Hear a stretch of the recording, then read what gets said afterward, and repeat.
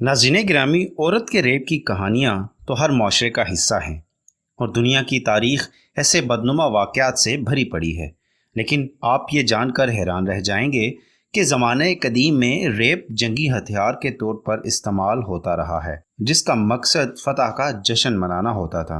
Rape को बतौर जंगी हथियार कैसे, कब और किस किस माशरे में इस्तेमाल किया गया, हॉक न्यूज़ की स्पेशल रिपोर्ट में उन हक़ाइक़ को आपके सामने रखा जाएगा।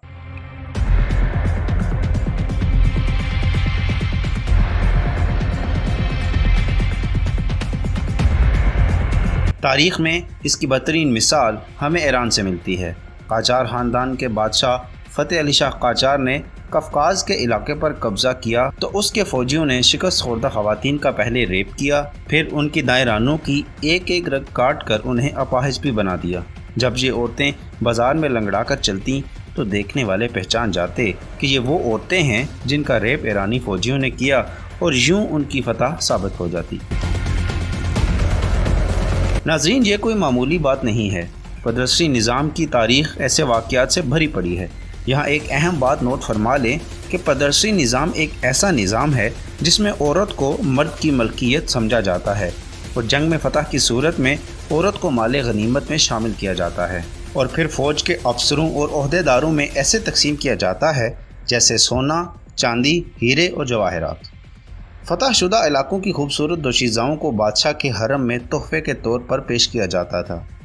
इसके अलावा ये दस्तूर भी था कि शिकस्त खुर्दा कौम की ख़वातीन के साथ हम बिस्तरी की जाती और ख़ास तौर पर हारे हुए बादशाह के हरम की औरतों को उसका निशाना बनाया जाता। इसके साथ साथ ये मकसद भी होता था कि औरत चूँकि ख़ानदान के जाननशीन पैदा करती है तो उसका रेप करके इसकी नस्ल को आलूदा किया जाए। तारीख़दान डॉक्टर मुबारक अली मज़ीद लिखते हैं कि ज़माने कदीम में होने वाली जंगों में यह दस्तूर था कि शिकस्त खुर्दा कौम के मर्दों को एक जगह इकट्ठा करके कत्ल कर दिया जाता ताकि कोई भी मज़ाहमत करने वाला ना बचे और फिर औरतों को गिरफ़्तार करके उनका रेप किया जाता और उन्हें बाज़ार में बतौर कनीज़ फ़रोख्त कर दिया जाता।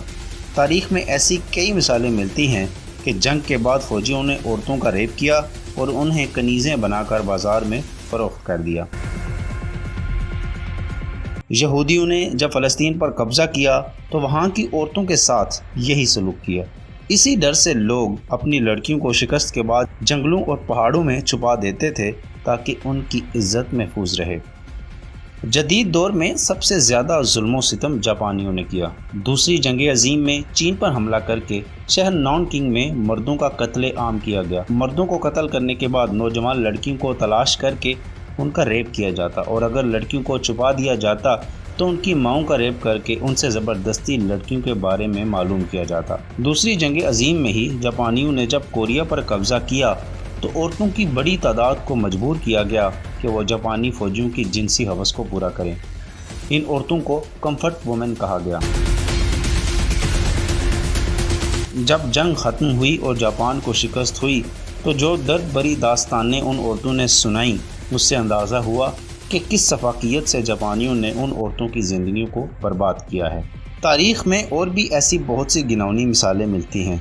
दूसरी जंग अज़ीम में जर्मनी की शिकस्त के बाद रूसी फ़ौजियों ने जर्मन ख़वातीन को हवस का निशाना बनाया और फतह का जश्न मनाया। 1947 में होने वाले हिंदू मुस्लिम फसादात में औरतों की इज़्ज़तें भी महफूज नहीं थीं। औरतों को अगवा करके बड़े पैमाने पर रेप की वारदातें की गईं। तकसीम के बाद एक मुआहदे के तहत दोनों जानिब से अगवा शुदा औरतों का तबादला किया गया, लेकिन ये एक ऐसी सूरत हाल थी कि उन औरतों को ख़ानदान वालों ने बदनामी के डर से बामुश्किल ही कबूल किया। तारीख़ के इन घिनौने वाक़यात को जानकर हमें मालूम होता है कि मुआशरे में पदरसी निज़ाम कितना मुस्तहकम रहा है और औरतों की तज़लील किस तरह की गई है।